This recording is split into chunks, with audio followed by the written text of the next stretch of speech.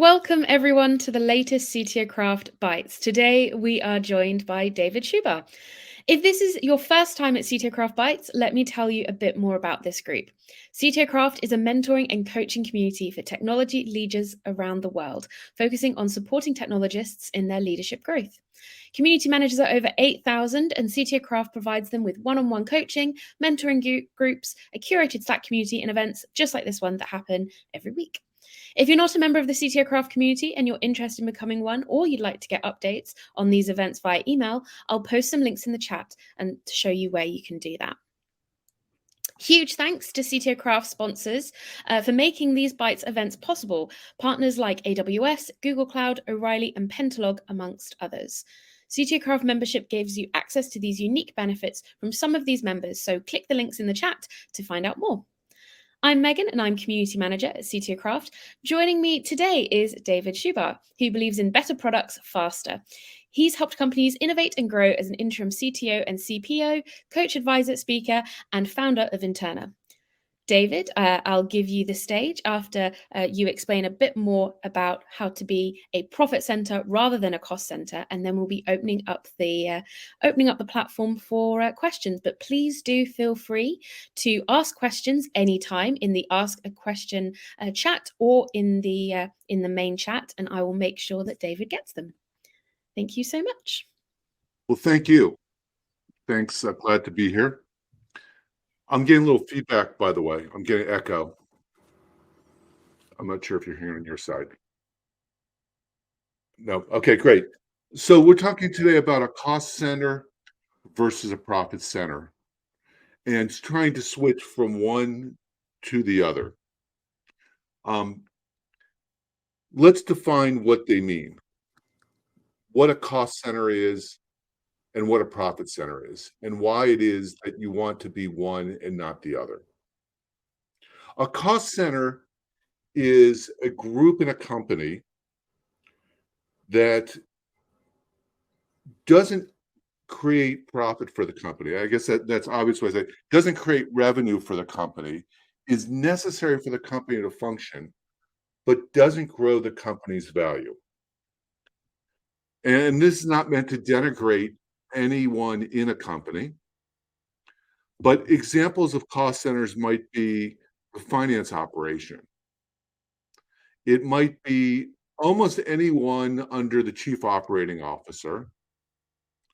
It could be marketing, could be a cost center. It doesn't create new profit for the company. It's necessary, but doesn't add unique value. It's like electricity. Every company needs electricity to run, but the electricity, unless you're a power company, doesn't create profit. It's not the product. And so the problem with being a cost center is people every year want you to reduce your cost, want you to generally invest less in what you do, and want you to be more impactful. It's not often that people go to a cost center and say, I would like to give you more money to do your function, which means that cost centers are very hard to live in. A profit center, on the other hand, is something where investment goes in, more investment comes out. So let's give the example with electric company again, where electricity for most companies is a cost center.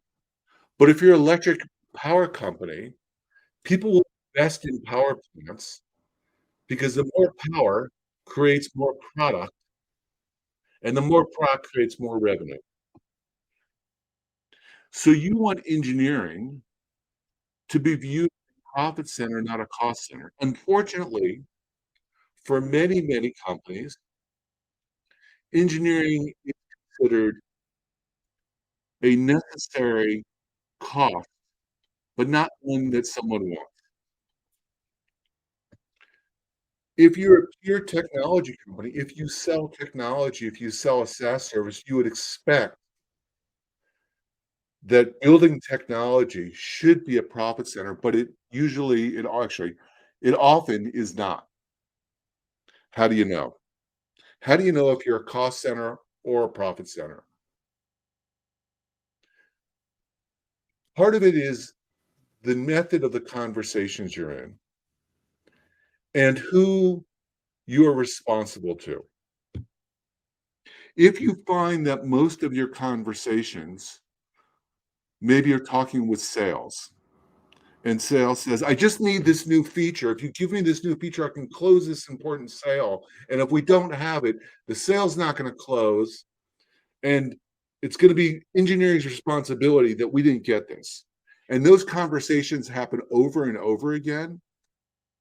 And the majority of your things on your backlog, or a good percentage of things in your backlog, are organized like that, where you are beholden to marketing or sales for tactical items. You might be a cost center. If your internal conversation says our customer is someone internal to the company, like sales, and I hate to keep picking on sales, but that's very typically the way this happens. And you are at the beck and call of some internal customer, and those people produce profit, you might be a cost center. And so, why do I care? Why do I care that I'm a cost center? Well, I mentioned part of it a few moments ago. You're at someone else's beck and call. But that's not the most painful thing. The most painful thing is build this feature, build this feature, build this feature, build this feature. You're constantly having to write code, and you probably don't typically have the time to consider architecture or refactoring or scalability. It's feature on top of feature on top of feature, and do it as fast as possible all the time. And we'll worry about good engineering later. Side effects of this might be not just bad code and lack of architecture and lack of scalability. It might be not being able to think about things like a secure infrastructure, working tons and tons of hours, lots of burnout, turnover of staff. All of these are ramifications of being a cost center, of being beholden to someone else. What's the alternative? Well, obviously a profit center, that's the name of this conversation we're having now. But what's a profit center? A profit center is where the product that you're building in engineering, and I'm gonna say it more broadly in a minute, 'cause it's not just engineering, it's engineering and product management. Generate new opportunities for the company, generate new markets to go into, generate larger number of customers to sell to. A profit center, you're in a conversation with the C-suite about how we can use technology and product as leverage to create new company value, which generally means selling broader, deeper into a market, decreasing churn, selling into other markets. If you're a profit center, you can help drive the company forward. The CEO will want to engage you in conversation about what we can do next as a company. As opposed to being the servant of sales, you're the colleague of sales, you're the colleague of marketing. Together, you're marketing to draw the company into its future. So that's the difference between being a cost center and a profit center. Whether you're the servant of some internal group at the company, or whether you're the colleague and be able to drive the company together, forward. If you're a profit center, you get to have conversations like, here's the future of where we're building the product. Here's the market we're going to serve. We need to do some investment to get there. We've got to refactor this component. We have to build the scalable architecture. We need to be concerned about security now because we have to build that in from day one. And if we do those things, we can expand into other markets. If we don't build those things, the infrastructure we have isn't going to let us get there. And the reason, CEO, that you want to do that is that will drive this revenue. As opposed to being a cost center that you say, we have security problems, doesn't scale, those kind of things. You can't say to the CEO, if we invest this much, here's how much additional revenue we get. You can only say, if we invest here, it'll be less painful. We'll increase velocity. That's the only conversation you can have when you're a cost. When you're a profit center, you can say, if we invest this much, here's the additional revenue or profit or total addressable market space that we can create. In the first case, it's about pain reduction internal to engineering that's not necessarily obvious to the CEO. In the second case, it's about giving the CEO a conversation to have with the board and to paint a future. Okay, so those are the two worlds, the cost center and the profit center. Let me just pause for a moment. It looks like we have about 51 people in the audience, or registered anyway. And I don't know if I'll be able to see it, but just how many folks in the audience feel like they're a cost center versus a profit center? If you feel free to just pop like a little thumbs up or something like that in the chat, and I can relay it to David. Whilst you do that, Maxim has said, one would like to think that if one features a feature requested, if one, oh, let me start again. One would like to think that if one builds a feature requested by sales that is exactly for the reason of generating more revenue, of course, one would generalize and improve on the feature request to turn it into a widely sellable part of the product, and that's usually an artificial division. That's correct. That's correct. Sales, here's the problem, is sales is generally tactical. They're incented to close this month's or this quarter's sale. Just think about getting this quarter's revenue. That's all you got to think about, sales team. Just close these sales. They're not incented to think about the long-term scalability of the company. They're not incented to think about the long-term health of the company. And so the features they tend to push are ones that address how they're incented this month or this quarter's sales. You can think of them like they're coin operated. You put a coin here, you pull a little lever, and you get the candy out the bottom. That's the way the sales teams are incented in almost every company. Engineering shouldn't be incented that way. So Max's point is exactly right. So if you're beholden to sales, you're beholden to being in a coin-operated kind of environment. Did we get results back on who is a cost center and who's a profit center? Yes, I've just popped a poll in. So just to give some time to check the poll.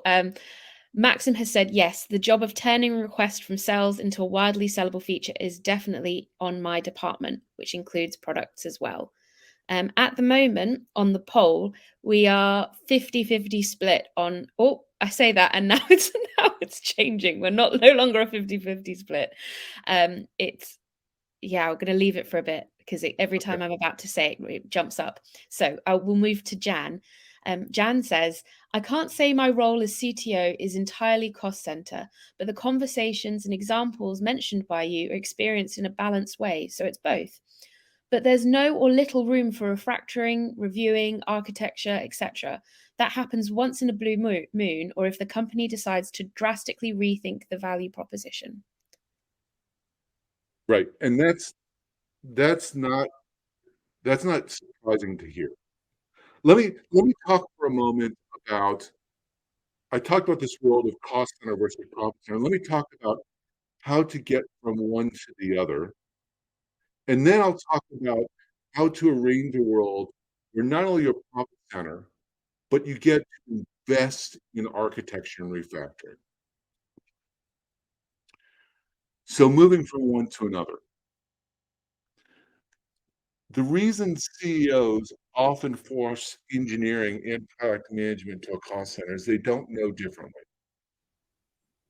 If your CEO came from technology or product management, they might, but oftentimes it's not the case. They don't have the tool to think about how engineering might grow the company, how product management might grow the company, how it might get them to the next step. Your job is to give the CEO those tools, to help the CEO of management how product management and engineering, I'm talking about this together. I often talk about this together as one team. I'll make it more obvious in a minute. Can grow the. Here's an example where someone had thought about it. Everyone eventually in a conversation like this mentions Amazon or Apple. I'm going to mention Amazon. Amazon is an online business.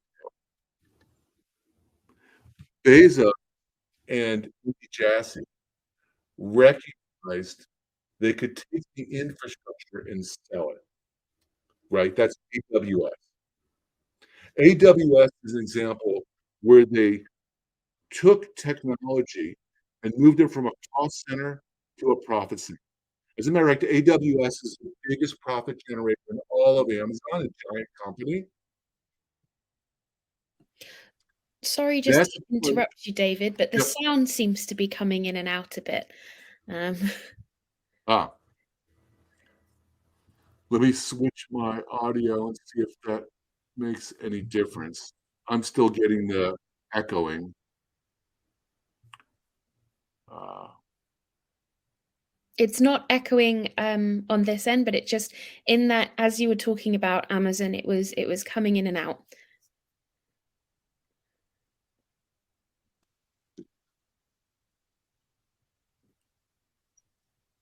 is this any? It was until you said the word better. Typical. Yes. Let me. I'm trying to find the audio controls here. I mean, you're coming through clearer now, definitely. There Okay. was you dropping there. Okay. So let's go on. So I was talking about helping the CEO envision product management engineering as a profit center and how you do that. The first thing you need to do as a engineering or product management executive leader is to understand how the business is trying to grow. It's incumbent on you to understand that, to ask questions about that, and not expect the CEO to understand you. Your job is to understand the CEO's job. So if the problem with the company has, if what the company's trying to do is expand, I've mentioned this a moment ago already, the total addressable market space, the number of companies that your company can sell to, you need to engage in how you can expand the product for other markets. If the question the company has is to decrease churn, the number of people that stop using the service, You need to analyze with product, why does churn happen? What can we do? What product features, what engineering tools or features can we produce that will decrease churn? If you're talking to your CEO about velocity, our velocity is slow because we have this tech debt and we could do things a lot faster, and wouldn't that be great? The CEO is not likely to be able to understand how that produces effects the CEO wants. Velocity talks about we're going to run faster in some direction, CEO, that you would like us to run. The CEO should want that, should want you to do that. But that's one step removed from the CEO's problem. The CEO's problem is to increase the total overall sales, the total overall profitability. Whatever those metrics are the CEO wants, you need to directly address those problems, not the problems that engineering has. And so to move from a cost center, from a profit center, you need to help your CEO imagine what investments into engineering, into product management will directly lead to the metrics the CEO wants. How's the audio? It's working okay for me. Please do put in the chat if it's not working for you. I have a question from Mark here. Does this mean when the CPY roadmap, etc., is driven by concrete milestones to meet artificial quarterly targets, it is a cost center, but when the organization is focused on value outcome based on feedback/reality, it is a profit center?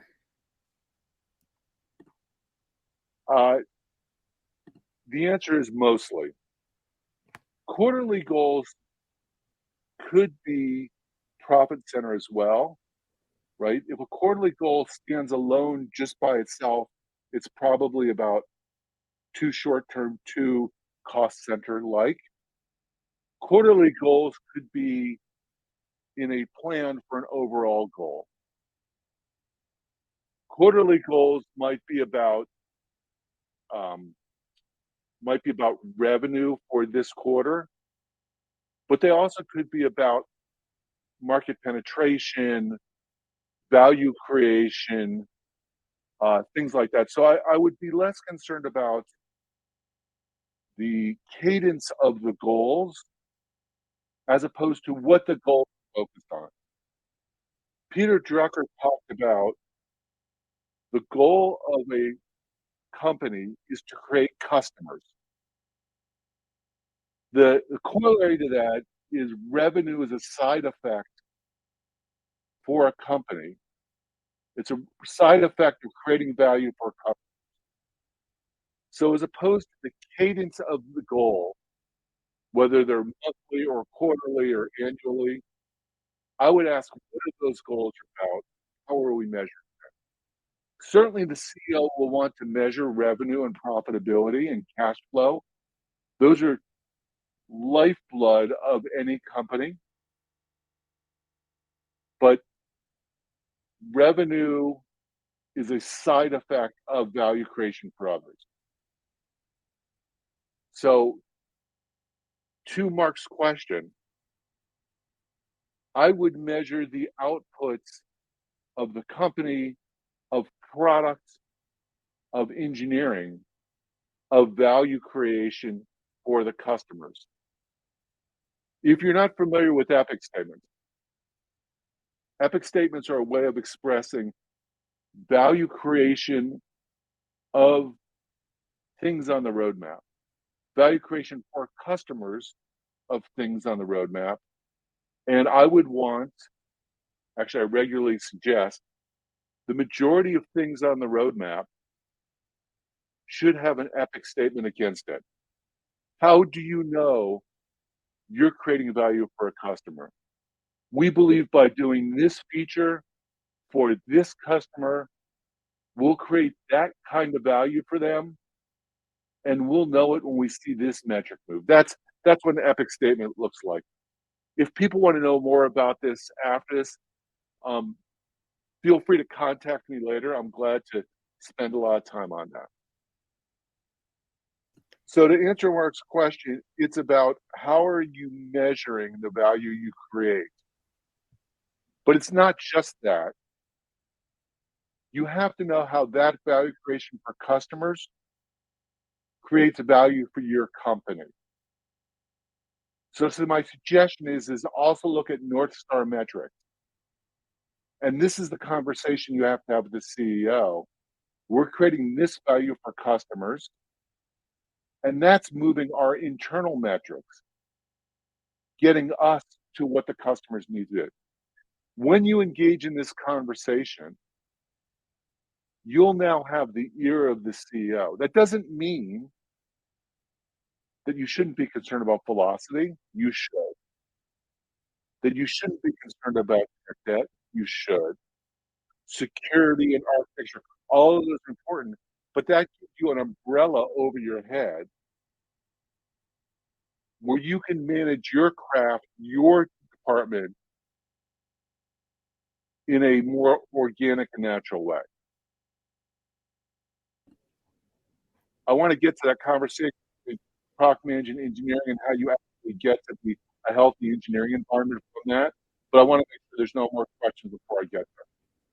So just to jump back to the poll, because and hopefully me not saying that word causes it to jump around again, but it seems to have settled at 60% cost center and 40% profit center. Great. Okay, that's not surprising. So let's assume that you understand the market and the company's strategy and the company's goals. Let's assume for a moment you have an offering that you can present to the CEO. Here are the new features or products that we should create that will help us with our strategy. And I'll take questions about how to think more about that in a moment, but I just want to get on to the next component. Your CEO is not going to say, day one, you have carte blanche, spend money any way you want. You're now a profit center. Whatever you want to do is get done. You're going to start by being powered in a small area. And you're going to win by fulfilling your promises, engineering and product management promise on how to grow the company. And over time, you're going to exercise that muscle and you're going to get more empowered. That's the way these kind of things work. But once you're empowered, even in a small way, what becomes important here is the relationship between product management and engineering. As I talked about before, engineering and product management are in the same boat. They feel the same pain about being a profit center or profit center. And so you have the same incentives. Product management, you might even want to be the forefront of that conversation or developing that conversation with the CEO. But once you have that empowerment, you have to have a conversation with product. And here's the way the conversation goes. Product, you get to put most of the stuff on the roadmap. All the stuff that gets the epic statements, we're going to talk about it together. But some 80% of the roadmap is going to be product driven that's creating value for the company. 20% is not. That ratio might be a little different for your company. 20% of the engineering effort, I'm going to drive as the engineering leader. I'm going to decide where to refactor. I'm going to decide where to re-architect. I'm going to decide that because that's the craft we do in engineering, and we're best able to decide that. Now, you might negotiate between product and engineering what that ratio is. 20%, that's not written in heaven. Like, you can, maybe it's 15%, maybe it's 25%. But what you want to do is you want to have an agreement that's pretty stable over time. You don't want to negotiate it every sprint, because if you negotiate it every sprint, today's revenue will always take priority over the long-term value for the company. Here's some examples in worlds other than engineering. I'm driving my car. The most efficient for me, the most efficient thing for me to do is never go to the gas station. I got to stop, fill the car up with gas, and that slows down my trip. But we all know, if I don't fill my car up with gas, or if I have a Tesla, if I don't plug it in for electricity, my car will stop. As a driver, you have the craft of knowing when you have to refill. Product managers generally don't have that craft. The engineers have that craft. And so you need to have that conversation with product management of, I'm responsible for this craft of refilling the car, and you're responsible generally for the craft of thinking about what the market wants, what consumers want. We're going to come together. We're not going to measure our value by the beauty of our code or the beauty of our user stories. We're going to measure our craft in general about whether we did or didn't fulfill our promises to the market and to the CEO. We're going to retro our releases, not just our sprints. And we're going to ask ourselves, did we fulfill the promise we made to the CEO when we said we're a profit center? We are a team together.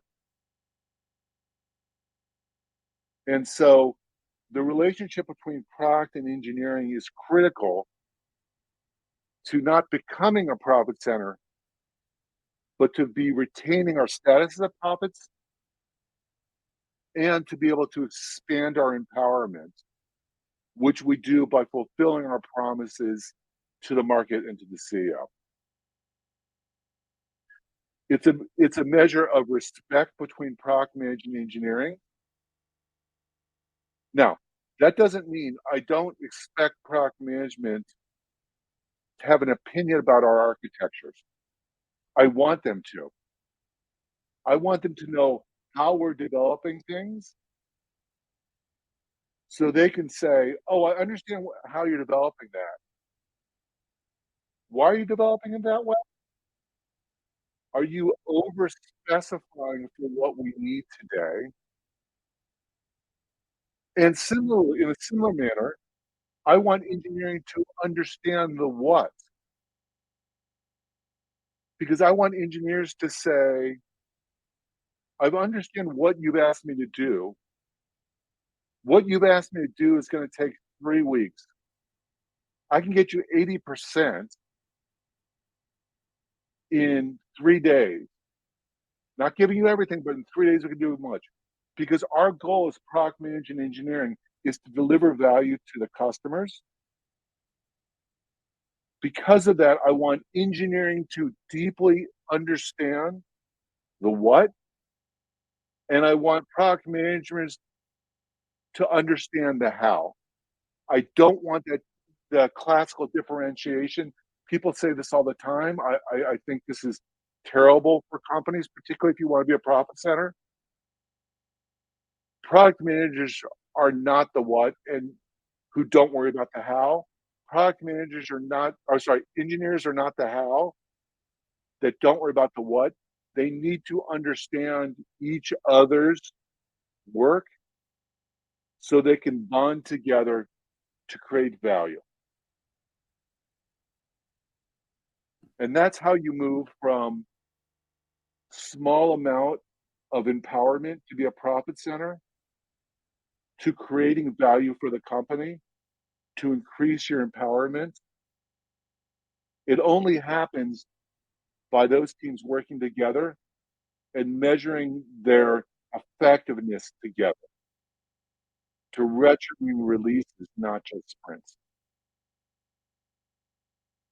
I'll pause there for other questions. Yeah, we've got a couple of questions come through. I mean, there's a lot to think about. So I'm not surprised if people are going to take some time to digest before diving in with some more. So Reese says, are frameworks such as Dora accelerate any use in this cost profit center conversation with the CEO, given they are proven to correlate engineering outcomes with business success? And I should say that proven is in quotes. Yes. So I think Dora metrics are very interesting as internal metrics for engineering because they talk about arbitrary input to arbitrary output. They talk about efficiency. And as the owner of the craft of engineering, it's your responsibility to know how efficient you are, but it's one level abstracted from what the CEO cares about, which is particular to your company. Your metrics are great and smart, and I suggest you use them, but they don't directly answer the CEO's question. So I agree with the quotes. I don't say you should abandon them. I just don't think that's the conversation you have with the CEO. Oh, it seems that David has just dropped off. Please bear with us while there's some technical issues. Can you see me? Bro, yes, you are back. I don't know what happened. Everybody here? Oh, your sound is gone though. Uh, I mean, you always need to have some fun technical issues with a virtual event. Otherwise, it's not really a virtual event. that's. Tell me if you can hear me now. Yes, you're coming through now. Okay. What was the last thing you heard about Dora metrics? When did I drop out? You dropped out when saying how you didn't agree with the quotes. Oh yes. What I'm saying is I was actually I agree with the quotes there were to say it's not a general business metric. It's a very good engineering metric. You should use Dora metrics and similar, but it's not going to be evocative for the CEO. It's about efficiency, not effectiveness. Of course, overall efficiency increases effectiveness. That's what we care about, efficiency.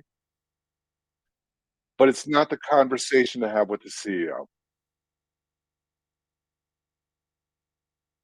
Other questions? Brill. So Mark says this is just a follow on from his earlier question. Yes, I think this is what I meant. Revenue profit should be a side effect of outcome rather than a target with features as a side effect. That's right. That's right. And to Mark's point, this is all about outcomes, not about outputs. You need to have the conversation between product management and engineering and between those groups and the C-level execs, the CEO. Here's the outcomes we produced with these new features, which were the output.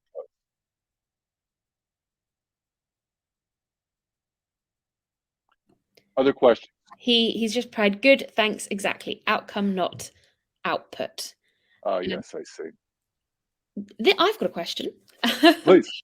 So sometimes you will have to be a bit of a cost center, even if 80% of the time you're a profit center. How do you prioritize uh, which area gets the attention? Because I imagine sales say they need this thing, marketing says, well, this campaign highlights this feature, so that needs to go, and community is saying another thing of like all users are saying this. So how do you sort of refine those voices and decide who gets what resource? Love the question. Um, I suggest two mechanisms. If marketing has a campaign, that campaign, at least theoretically, is there for a reason to increase leads or increase brand recognition or something like that. Hopefully, that's consistent with the company vision. To the extent that it is, then you can have a conversation about we're doing this feature to expand the company in this way. Marketing, you're doing this campaign to expand the company in this way. Which is more important? If the conversation that marketing is having with the CEO is elevated in the same way that you're trying to elevate the conversation about product management and engineering, then you can have a trade-off. If it's not, then you have a conversation with marketing to say that's not as important. Or you have a conversation with the CEO that says, help me understand the relative importance of this tactical thing marketing is trying to do and the strategic thing that we're trying to do. You'll win that conversation. The conversation with sales tends to be a little more tricky. And this all eventually comes down to relationships. I talked about the relationship between product management and engineering. The relationship between the leaders of product management engineering, and the relationship of the leader of sales should also be one of respect.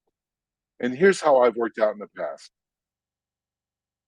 I was running technology and product management at an online media company, and there was someone who ran sales. And a relationship started out very much about this coin operated. We need to close this sale, give us this feature. We need to close this sale, give us this feature. And I sat down with him. His name was Andrew. And I said, Andrew, I'm not giving you every feature you ask. I can't. Here's why. Here's why it's not in the benefit of the company. Andrew is a really good guy. And he said to me, but you can't give me zero because some of these sales are strategically important or create so much revenue, they change the game for the company. I thought that was reasonable. I thought that was valid. And so we came up with a metric. How big does a sale have to be for it to really move the needle for the company?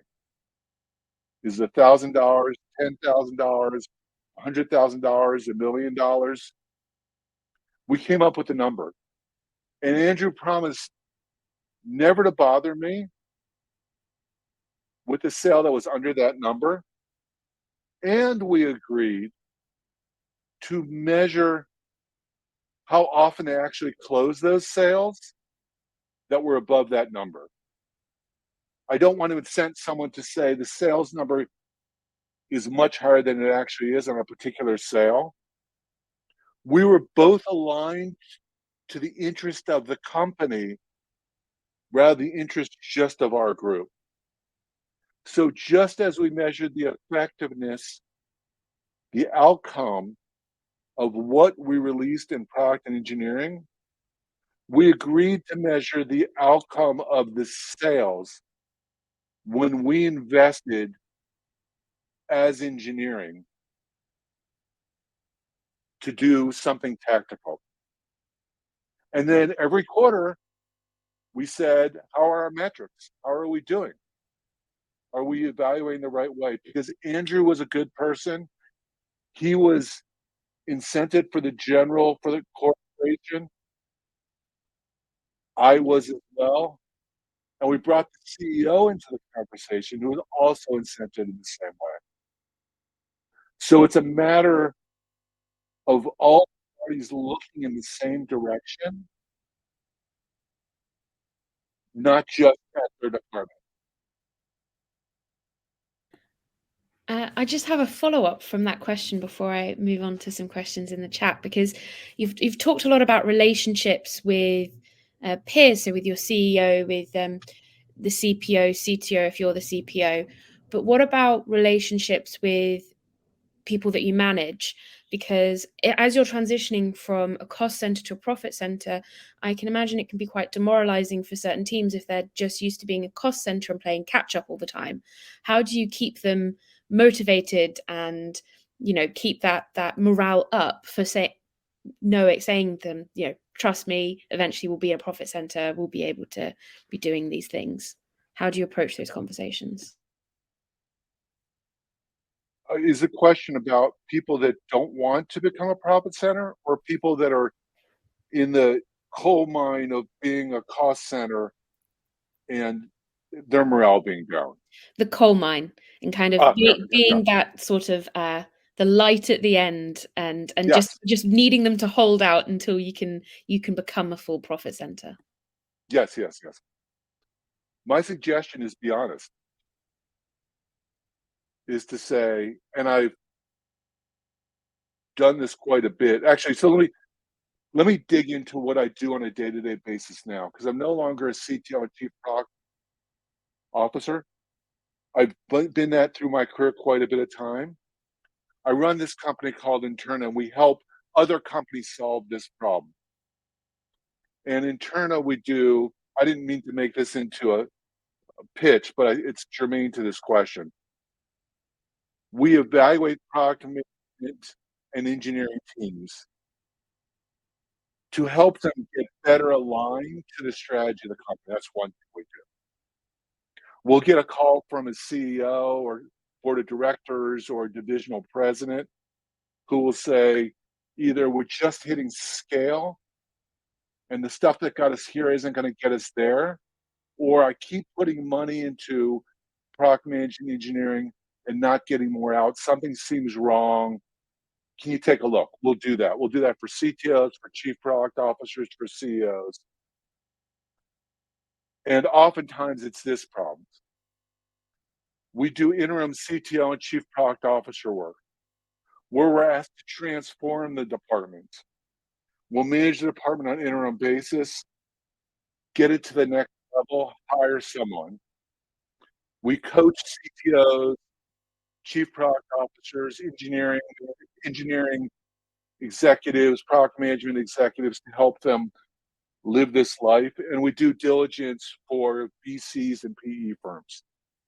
So I often see these situations where people are living in the coal mine and we need to help them get to, not to oversell this, I'm going to, the shining city on the hill. I find if you're honest with people about where their state is, your life sucks right now, about where the goal is and what the path is, that people will tend to stay for the mission. I tend to find if you engage them in the solution to the problem, I want your help on understanding what features we can build that will drive value creation for our customers. They want to do that.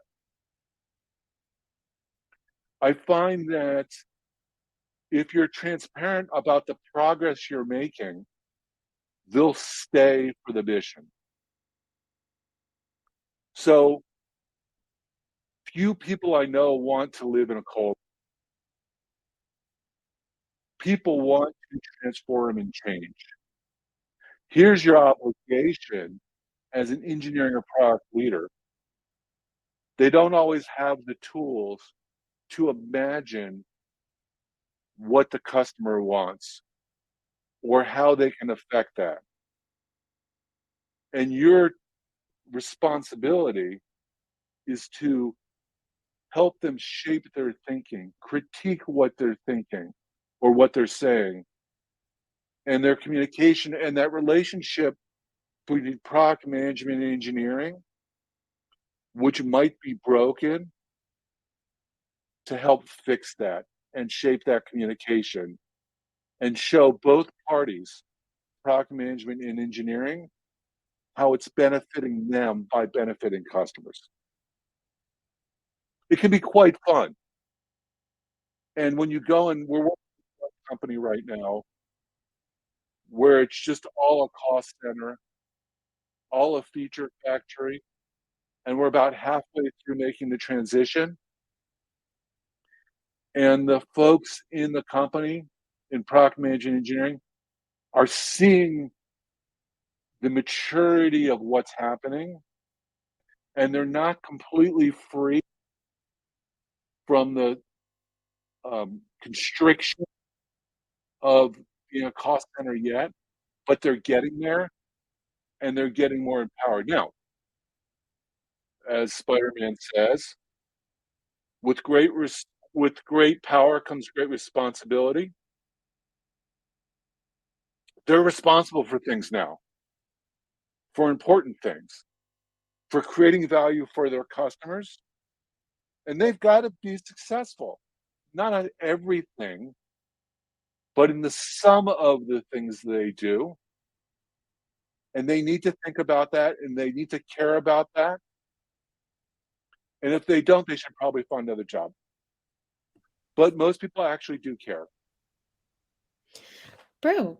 Well, we have under 10, we've only got 8 minutes left, and I have two more questions. Sure. So, first question's from Reese. Can internal platforms ever hope to be seen as a profit center, given that even the best product ideas in these areas tend to be highly focused on efficiency metrics rather than revenue? If so, how? Lovely question, Reese. I love this question because I actually haven't talked about any of that in this previous 50 minutes.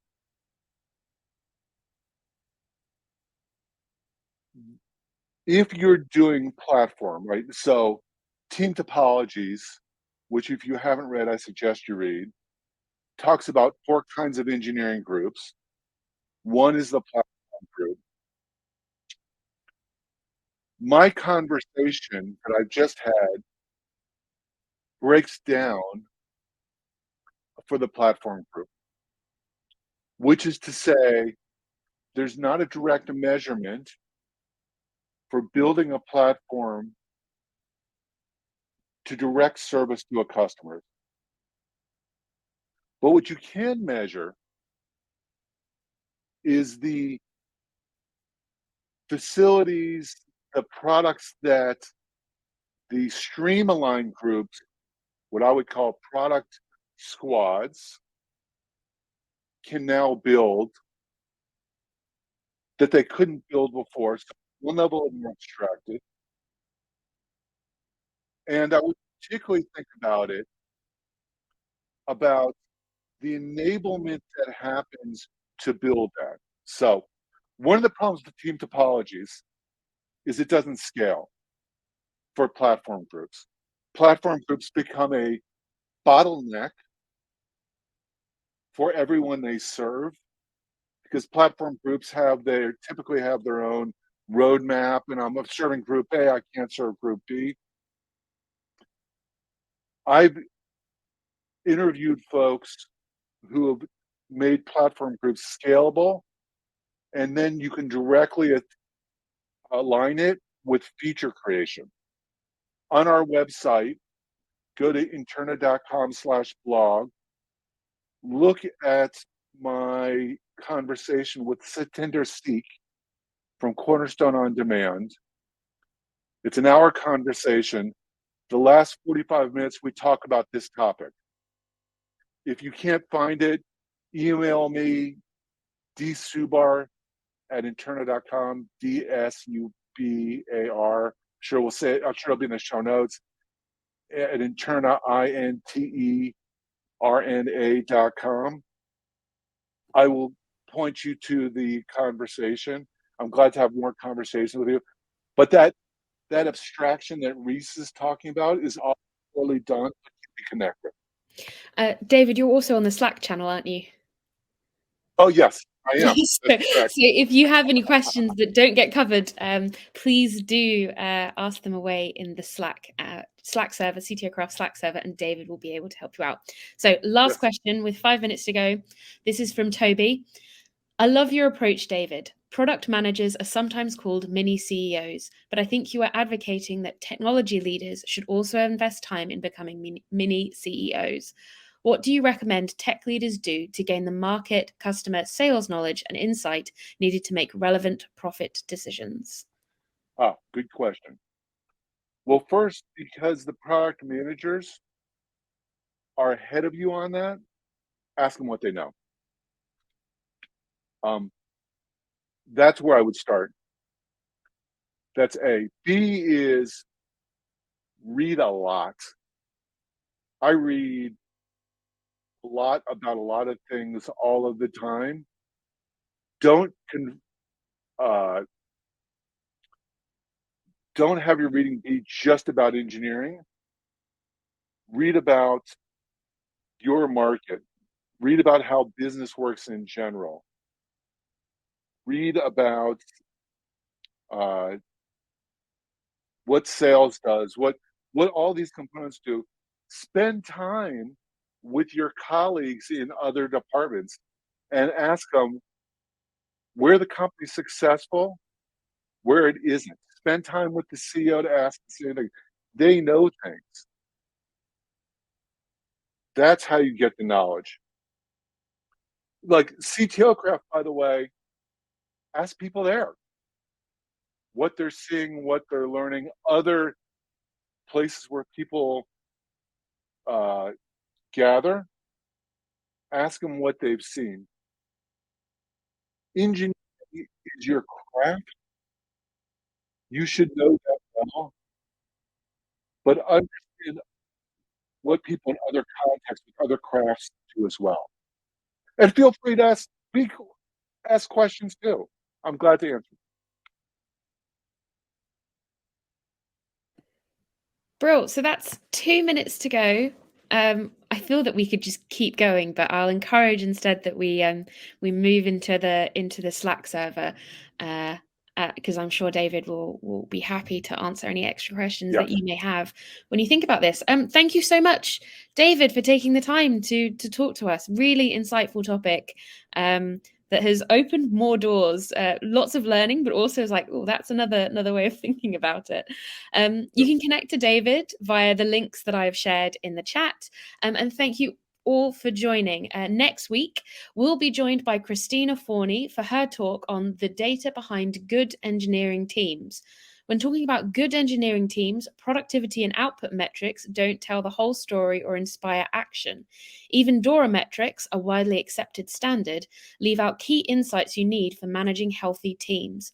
In this discussion, up-level VP of Product Christina Forney will discuss why prioritization planning and burnout insights are the missing link to add context to the big picture engineering efforts, which I think is quite a nice follow through from today.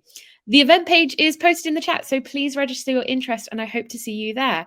I'm also very thrilled to announce this number has even gone down since because I got a Slack message during the talk that we only have 14 tickets left for CTO Craft Con. So we actually had sold tickets where I'd originally written this document. So don't miss out your chance to attend CTO Craft Con in May in London. The link is in the chat, and it'll be great to see all of you there. It looks to be a really fun 2-day event. So I hope you all have a wonderful rest of your Thursdays, and I will see you all next week. Thank you so much. Goodbye.